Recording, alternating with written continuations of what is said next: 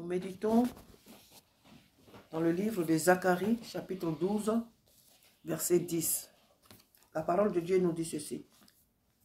Alors je répandrai sur la maison de David et sur les habitants de Jérusalem un esprit de grâce et de supplication. Et ils tourneront les regards vers moi, celui qui les ont percés. Ils pleureront sur lui comme on pleure sur un fils unique. Ils pleureront amèrement sur lui comme on pleure sur un premier-né. Amen. La Bible dit, alors je répondrai sur la maison de David. Et nous disons que nous sommes les descendants de David. Amen. Nous sommes de la postérité de David. Nous sommes de la lignée de David. Tout ce qui est sorti d'Abraham et tout ce qui est sorti de David aussi concerne l'Église. Car l'Église est née de David. L'Église est née de David. L'Église est née de Jésus-Christ. Amen. Donc, nous faisons partie de la maison de David. Maintenant, le chrétien, il peut mettre, s'il veut, le nom de sa maison. Par exemple, ici, en tant que famille d'Akouri, on peut dire la maison de Dakouri. On peut dire la maison de Sarah. On peut mettre, demain, si tu médites chez toi, tu peux mettre ton nom. C'est comme tu veux. Mais ici, nous disons, selon ce qui est écrit, et nous croyons ce matin à la parole de Dieu et à jamais. Alléluia. Alors je répondrai sur la maison de David et sur les habitants de Jérusalem un esprit de grâce. Voilà ce qui est notre part ce matin. Un esprit de grâce. Dans cet esprit de grâce, il y a un esprit de liberté, de délivrance, de restauration. Dans la grâce, nous trouvons tout ce qui nous est nécessaire pour être victorieux, pour marcher la tête haute. Cette grâce, elle rejette toute forme de honte que l'ennemi nous avait imposée. Les humiliations, la pauvreté, la solitude, les échecs et toute forme de blocage, de limitations. Cette grâce, elle nous libère de toutes ces choses. Et elle nous conduit au point que nous-mêmes on s'est dit, mais est-ce que ce qui est en train de se passer, est-ce que nous méritons vraiment cela? Mais qu'est-ce qui s'est passé? Mais comment on a prié? Et devant cette grâce, on a tout simplement un mot dans la bouche, Seigneur, merci. Parce que nous reconnaissons que c'est toi qui le fais. C'est ça la grâce, ce que nous ne méritions pas. C'est ce que le Seigneur fait. Pourquoi? Parce qu'il nous aime. Il dit ce matin qu'il répond sur cette maison. Il répond sur ta maison. Il répond sur ta vie. Il répond sur notre vie. La grâce. Un esprit de grâce. Pas un esprit de colère. Pas un esprit de châtiment. Et encore, même si c'est un châtiment, Dieu nous aime. Car la Bible dit que Dieu châtie celui qu'il aime. Donc nous ne devons pas avoir peur de la correction de Dieu. Amen. Nous ne devons pas avoir peur. Même moi, souvent, quand je prie, je dis, Seigneur, je vais méditer ce matin ta parole, parce que souvent,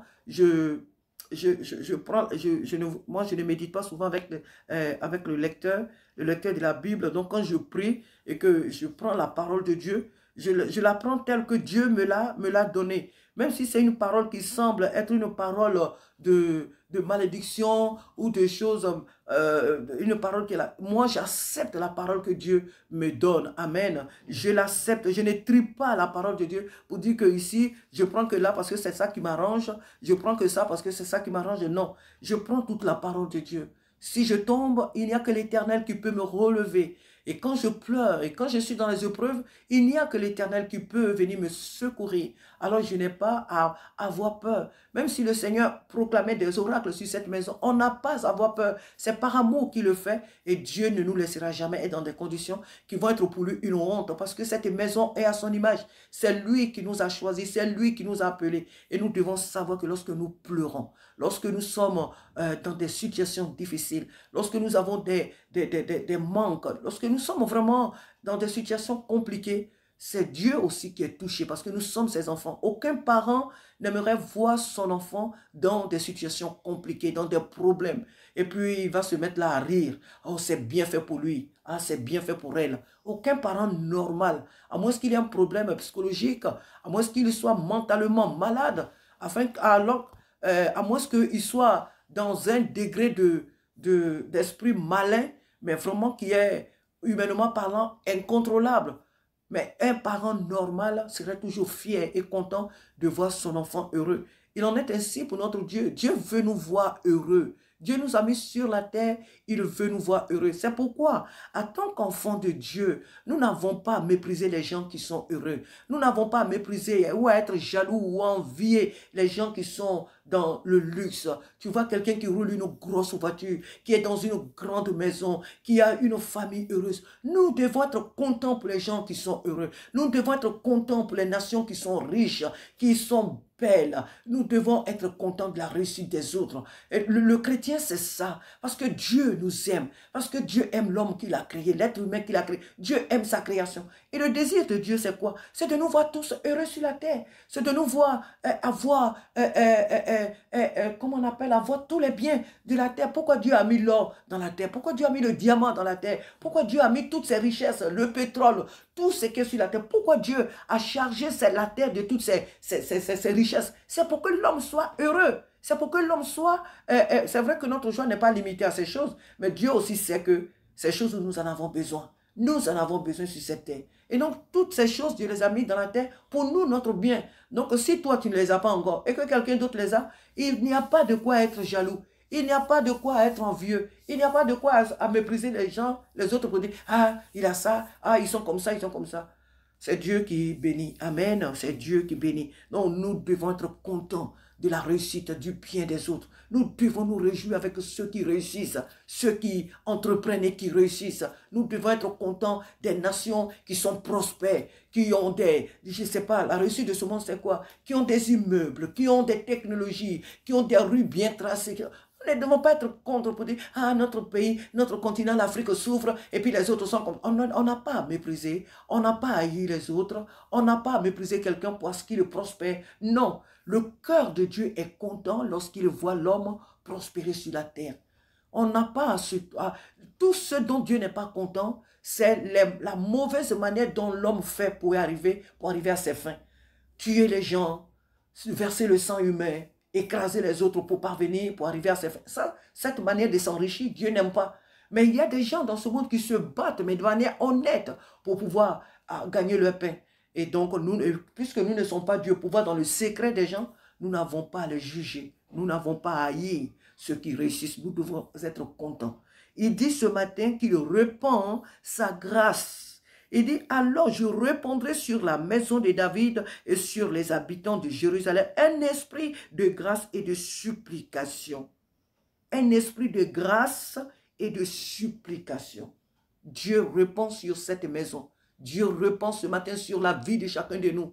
Dieu répand sur nous son esprit de grâce. La grâce, ça veut dire que nous avions fait des choses qui n'étaient pas bonnes, mais Dieu nous a pardonné. Dieu nous a fait grâce. Nous avions fait des choses que Dieu n'aime pas, que Dieu n'aime même pas regarder. Des choses qui faisaient que Dieu ne nous écoutait pas, que Dieu n'entendait pas même nos voix. Des choses qui empêchaient Dieu de nous toucher, de nous bénir. Ces choses-là, Dieu dit ce matin qu'il nous pardonne, il nous fait grâce. De même qu'on fait grâce à un malfaiteur, de même qu'on fait grâce à un prisonnier et on le libère. Dieu ce matin, nous qui étions des mauvais, nous qui étions des malfaiteurs, le Seigneur nous fait grâce ce matin. Il nous fait grâce, il ouvre grandement ses oreilles pour entendre nos prières, pour entendre nos cantiques, pour voir notre vie, pour nous encore nous positionner, alléluia, pour nous positionner là où nous étions dépossédés, là où nous étions volés, là où nous avions été volés, là où nous avions été, je peux dire même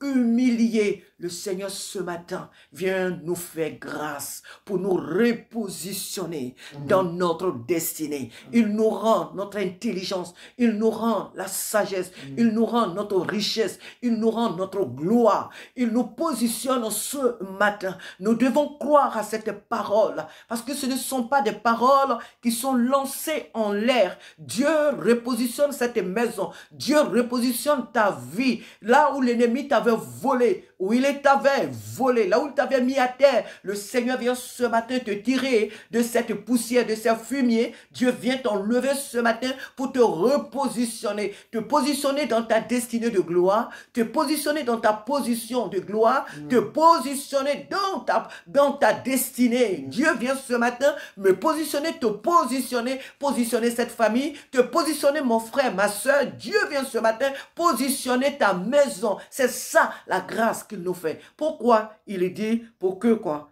Pourquoi il vient? Il dit, et de supplication, et ils tourneront leur regard vers moi, celui qui les ont percés. Voilà, nous avions fait des choses qui n'étaient pas bonnes. Nous avions offensé Dieu. Nous avions humilié notre Rédempteur. Et ce matin, Dieu, il jette loin de lui. Il efface ce matin nos transgressions et il nous fait grâce. Et dans cette grâce, nous avons tout. Nous avons tout ce que Dieu nous a donné. Alléluia. Tout ce dont nous avons besoin pour marcher la tête haute.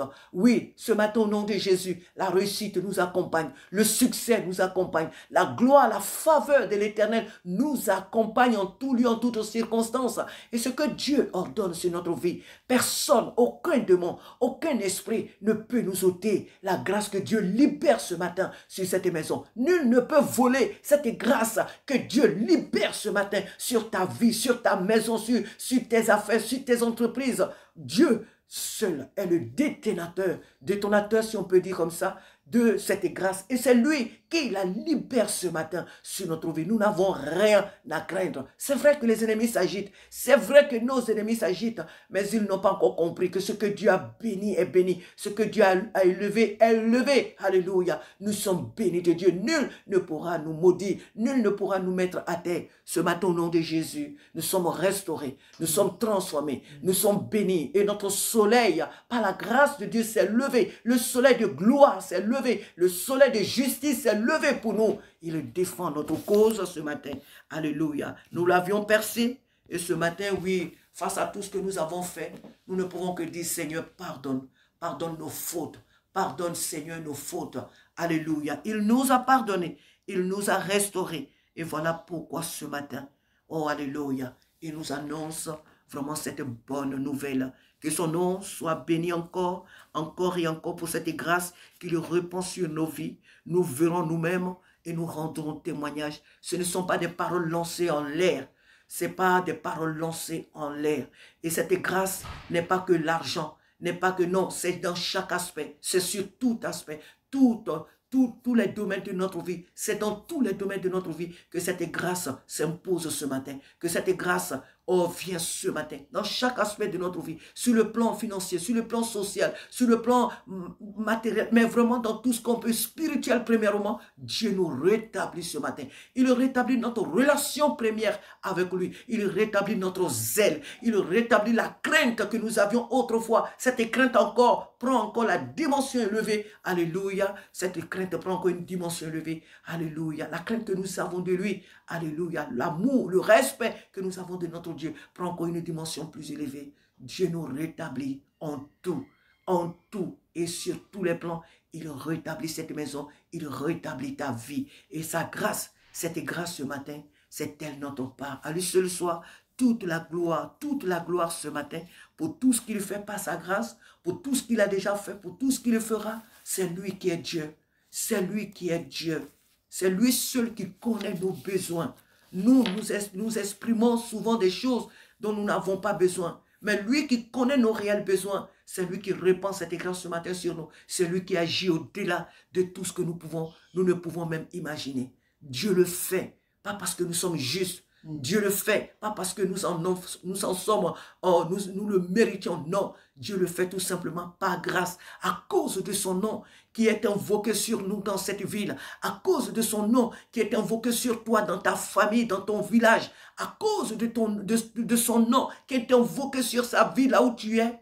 Il agit pour la gloire première de lui, son nom, et pour notre restauration, pour notre bien, car Dieu nous aime. Dieu nous aime plus que nous ne pouvons l'imaginer. Il ne veut pas que nous pleurons. Dieu ne veut pas que nous soyons à la merci de l'ennemi. Dieu ne veut pas que les ennemis se moquent de nous. Parce que lorsqu'ils se moquent de nous, c'est de lui qu'ils se moquent. C'est en lui disant, c'est à lui qu'ils disent que tu n'es pas capable de veiller sur tes enfants, de pourvoir aux besoins de ses enfants. Et ces choses-là, Dieu ne les aime pas. Dieu n'aime pas entendre ces genres de choses. Voilà pourquoi ce matin, pour l'amour de son nom, il répand sur cette maison ce matin sa grâce. Il répand sur cette maison ce matin ses bénédictions en abondance. Il répand sur toi, mon frère, qui entend ce message. Sur toi, ma soeur, pour toi qui entends ce message. Dieu vient ce matin. Il répand sur toi sa grâce. Sa grâce. Sa grâce, rien que sa grâce. À lui seul soit toute la gloire ce matin et à jamais. Amen.